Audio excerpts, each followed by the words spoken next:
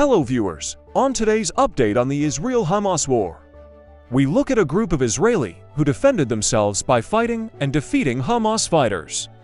During the attack on October 7th, Hamas fighters broke through the Gaza-Israel barrier and invaded several Israeli towns, kibbutzim, and military bases in the south.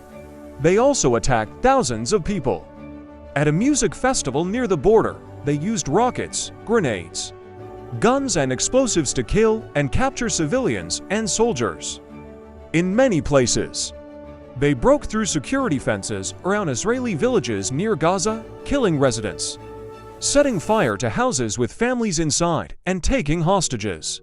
However, on that day, Mafalsim, an Israeli kibbutz, became a place where the plans of the Hamas attackers went awry. According to a Wall Street Journal WSJ report, over 2 dozen Hamas fighters from Gaza had arrived with orders to overpower the small security force. Armed with a detailed map of the kibbutz and a classified attack plan labeled top secret, they aimed to execute their mission. But their efforts were thwarted. As per the WS report, Moshe Kaplan was the security chief of Mafalsim, a kibbutz of 1,000 people in southern Israel. On October 7th, at 6:56 a.m., he sent a text message to his volunteer security team, warning them of an attack. "They're shooting from the gate," he wrote after his car was shot at by militants as he passed the main entrance. The attackers then used explosives to open another gate and entered the kibbutz.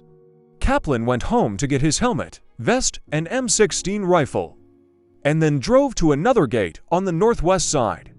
He saw armed men inside the security fence that surrounded the community. "Terrorists in the kibbutz! Terrorists in the kibbutz!" He shouted in another text message, asking his men to come quickly. He heard gunshots in the background. He had trained 12 men for this scenario, an unexpected attack from Gaza, but none of them showed up after 19 minutes, the WSJ report says. Kaplan got out of his car and fired at the assailants from behind a metal trash bin. One of them threw a grenade at him. Luckily for him and Mafalsim, it didn't go off. Kaplan's volunteers came out of their homes with helmets, vests, and M16 rifles over their t-shirts. They were outnumbered and fought alone or in pairs. They used walkie-talkies and WhatsApp texts to communicate and help each other. They thought they had to resist until the Israeli army came.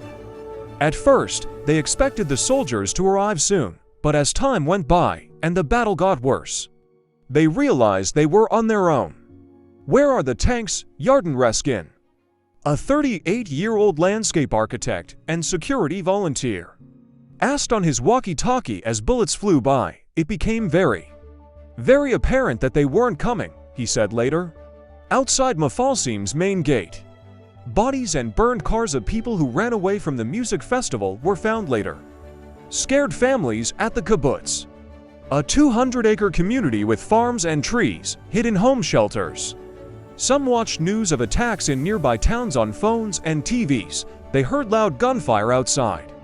When Israeli soldiers arrived, they meticulously searched every house in Mafalsim, hunting for any remaining attackers who might be hiding, according to a local resident. The bodies of 8 militants were discovered. 2 more were fatally shot after being found in a cowshed, while another was captured. Thanks for watching, and please subscribe to our YouTube channel.